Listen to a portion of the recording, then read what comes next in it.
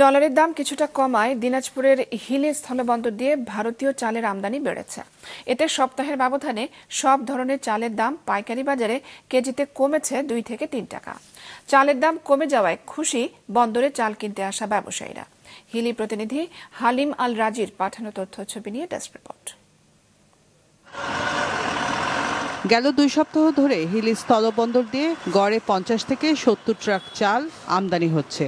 কোনোদিন তা 100 ট্রাক ছাড়াচ্ছে। প্রতিটি ট্রাকে 30 টন হিসেবে প্রতিদিন 1.5 থেকে 2,000 টনের মতো চাল আমদানি হচ্ছে। সরবরাহ বাড়ায় কমতে শুরু করেছে চালের দাম। ধানের দাম বৃদ্ধির অজুহাতে হঠাৎই অস্থিতিশীল হয়ে উঠেছিল চালের বাজার। দাম নিয়ন্ত্রণে চাল আমদানির অনুমতি দেয় সরকার। সেই সাথে প্রত্যাহার করে নেওয়া হয় চালের আমদানি শুল্ক। গত 11 নভেম্বর থেকে হিলি স্থলবন্দর দিয়ে শুরু হয় ভারত থেকে চাল আমদানি। আর এটা মিলিং করা মাল, এটাকে ধরে রাখলে পরে কালার নষ্ট হয়ে যায়। অতএব এটা স্বাভাবিক পর্যায়ে তাড়াতাড়ি বিক্রি করে বিলটা নেগোশিয়েট করে ব্যাংকে। এই দাম কমার একটা মূল কারণ আর কি। 3-4 ধরনের চাল আসতেছে। একটা হচ্ছে সম্পা কাটারি, যেটাকে আমরা নাজির বলি, এক সিদ্ধ স্ট্রিম চাল এটা। তারপরে আছে স্বর্ণা চাল এটা, আর একটা আছে রত্নার মধ্যে 40-94 ঢুকতেছে, আতপ কিছু ঢুকতেছে।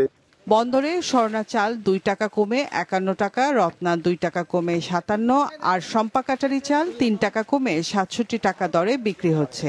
আর আতপ চাল 2 টাকা কমে বিক্রি হচ্ছে 60 টাকা দরে। আজকে 30 টন মাল কিনছি, মোটামুটি ধরেন যে আপনার 66 টাকা 8 আনা করে ধরছে।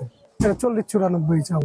মোটামুটি চালের দাম কম, যার কারণে শুনে আবার বগুড়া থেকে আসলাম চাল কেনার উদ্দেশ্যে আর কি। আগের থেকে একটু কম দাম হয়েছে, 2-4 টাকা। আমদানি করা চাল দ্রুত পরীক্ষা নিরীক্ষা করে বন্দর থেকে ছাড়পত্র দেওয়া হচ্ছে বলে জানায় হিলি স্থলবন্দর কর্তৃপক্ষ। আমদানি রপ্তানির ভিতরে সবচেয়ে বেশি চাউল আমদানি হচ্ছে, যা গতকালকে আমাদের 120 ট্রাক চাউল আমদানি হয়েছে এবং আমরা দ্রুততার সহিত শুল্কায়ন সম্পন্ন করে ছাড় প্রদান করতেছি। গত 11 নভেম্বর থেকে শুরু করে 20 জানুয়ারি পর্যন্ত 2,530টি ট্রাকে 1,03,250 মেট্রিক টন চাল আমদানি হয়েছে বলে জানায় বন্দর কর্তৃপক্ষ। মাছরাঙা নিউজ ডেস্ক।